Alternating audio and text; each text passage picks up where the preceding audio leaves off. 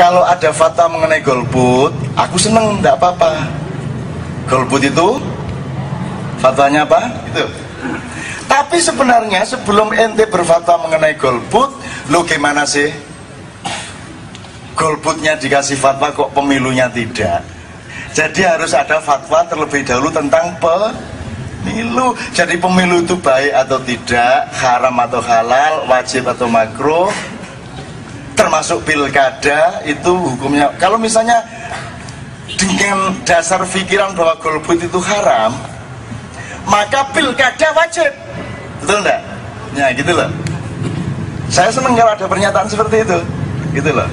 Nanti kita baru bertanding yang masuk neraka yang mana kan gitu. Mereka apa kita kan? Kalau saya tidak ada masalah, ada fatwa kayak apapun tidak ada masalah. Mau fatwa ya kok.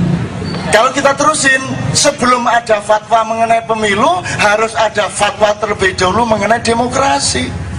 Jadi harus ada fatwa MUI bahwa demokrasi itu wajib hukumnya, betul enggak? Tapi sebelum memfatwai demokrasi harus difatwai dulu wadahnya. Wadahnya itu apa? Negara Kesatuan Republik Indonesia. Jadi NKRI ini wajib hukumnya. Nah kalau gitu, loh jangan kemerdekaannya itu dikasih fatwa. Sumpah Pemuda itu wajib. Gitu terus no sampai nang buri meneh. Di fatwa ini kalau kita ambil linear garis sejak historisnya. Kalau kita ambil kiri kanannya, loh ya kalau gitu difatwai dulu dong pupuk pertanian hukumnya apa, penggusuran hukumnya apa, apalagi mas?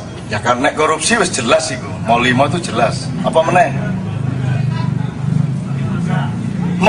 Membiarkan pengangguran, pemerintah tidak bisa menyediakan lapangan kerja sehingga wanita-wanita dan laki-laki muda Indonesia pergi ke luar negeri jadi TKI dan TKW. Berarti pemerintah berada pada posisi halal apa haram kan?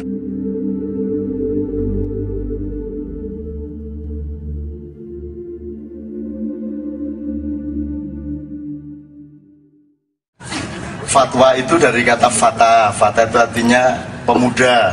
Pemuda itu konotasinya dewasa. Akil, balik. Akil itu artinya seseorang yang sudah bisa menggunakan mekanisme intelektual. Balik itu dengan mekanisme intelektualnya dia bisa sampai ke suatu konteks. Balik, ya. Tuh. Nah, kita semua sudah akil balik. Fata itu adalah kedewasaan. Jadi fatwa adalah ekspresi atau pernyataan atau pendapat yang sudah teruji kedewasaannya, gitu ceritanya kalau makna aslinya. Tapi fatwa itu sebenarnya biasanya yang ada dalam tradisi fatwa lahir dari seorang mujtahid, seorang mufassir. Mufassir itu adalah orang yang bekerjanya menafsirkan. Mujtahid orang yang selalu mencari. Jadi fatwa itu adalah pendapat yang dewasa, gampangnya begitu. Dan biasanya dia lahir dari seorang mufti. Mufti adalah orang yang memberi fatwa. Jadi biasanya dia lahir dari pendalaman tafsir dan ijtihad seseorang ulama. Misalnya di Mesir, setiap ada rektor Al-Azhar maka dia otomatis menjadi Al-Mufti. Jadi misalnya tentang perang Irak, Al-Mufti kasih fatwa. Tentang Gaza, Al-Mufti kasih fatwa. Yang direkomendasikan kepada pemerintah sekarang si Husni Mubarak, meskipun pemerintah tidak punya ikatan yuridis atau konstitusional untuk mentaati atau untuk menggunakan fatwa itu. Jadi fatwa tidak punya kekuatan konstitusi, dia hanya berada pada ranah ilmu dan moral, itu fatwa, ya. Nah, yang terjadi pada fatwa Majelis Ulama yang terakhir kemarin itu adalah kalau dari tradisi fatwa itu susah disebut fatwa karena itu adalah hasil satu rapat nasional yang menggunakan mekanisme demokrasi, yaitu di sekolahnya Mbak Fatin Hamama di Padang Panjang. Jadi ulama-ulama sekian ratus berkumpul dari seluruh daerah di Padang Panjang, terus rapat menghasilkan apa yang kemudian disebut fatwa. Jadi sesungguhnya itu adalah fatwa yang dihasilkan oleh mekanisme demokrasi. Itu. Jadi itu belum tentu fatwa dari sudut tradisi fatwa yang biasanya. Nomor 2, kalau ada fatwa mengenai golput, aku seneng, tidak apa-apa. Golput itu Fatwanya apa? Anda tahu bahwa fatwa itu mestinya ada 5 kemungkinan toh? Wajib, sunnah, mubah atau halal, makruh, haram. Itu namanya matriks 5. Filosofinya maslahat mudharat. Yang sangat maslahat disebut wajib, yang lumayan maslahat disebut sunat, yang tengah-tengah disebut mubah atau halal, yang agak mudharat, agak membahayakan namanya makruh, yang sangat mudharat namanya haram. Kalau di bahasa gaulkan, wajib itu harus lo ya. Kalau sunat mbok yao, nah itu sunat. Mbok yao kamu ke sana, itu namanya sunat. Kalau mubah halal, ya ke sana monggo, enggak ke sana ya monggo. Kalau makruh, mbok jangan ke sana, itu makruh. Kalau haram, tidak boleh ke sana. Jelas ya posisi apa komunikasinya ya, oke. Terus kalau memang ada fatwa golput itu haram, maka harus juga ada kalimat yang menyatakan bahwa mencoblos dalam pemilu itu wajib, kan betul? Ada nggak itunya? Jadi harus bahwa ikut pemilu 2009 itu hukumnya wajib, bukan lagi hak pilih, tapi wajib pilih. Itu harus dinyatakan oleh majelis ulama, kan gitu. Tapi sebenarnya sebelum ente berfatwa mengenai golput, lo gimana sih? Golputnya dikasih fatwa kok pemilunya tidak? Jadi harus ada fatwa terlebih dahulu tentang pemilu. Jadi pemilu itu baik atau tidak, haram atau halal, wajib atau makruh, termasuk pilkada itu hukumnya. Kalau misalnya dengan dasar pikiran bahwa golput itu haram, maka pilkada wajib, betul enggak? Nah, maka kita menunggu MUI menyatakan pilkada dan pemilu nasional itu wajib hukumnya, gitu loh. Saya senang kalau ada pernyataan seperti itu, gitu loh. Nanti kita baru bertanding yang masuk neraka yang mana, kan gitu. Mereka apa kita, kan. Kalau saya tidak ada masalah, ada fatwa kayak apapun tidak ada masalah. Mau fatwa kok, gitu loh. Ono fatwa rokok gak oleh, gini, ya apa? Rokok gak oleh. Gimana fatwanya?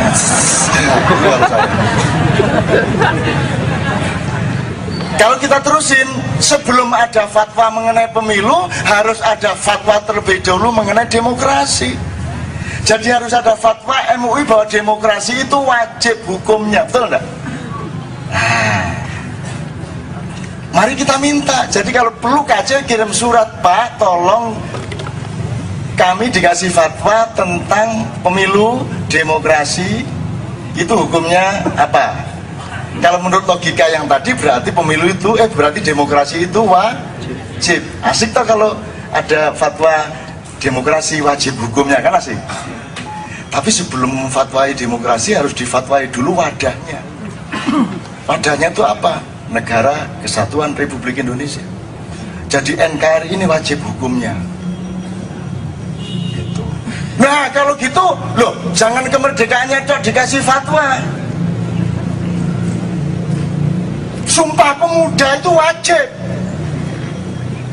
Kita urusno sampai nang mburi meneh. Kebangkitan nasional wajib.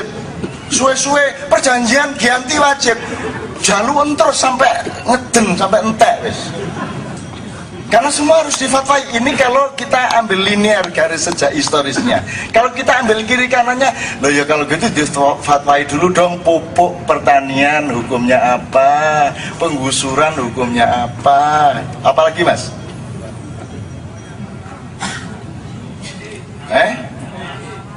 Ya karena korupsi wis jelas itu. Mau 5 itu jelas. Apa meneh?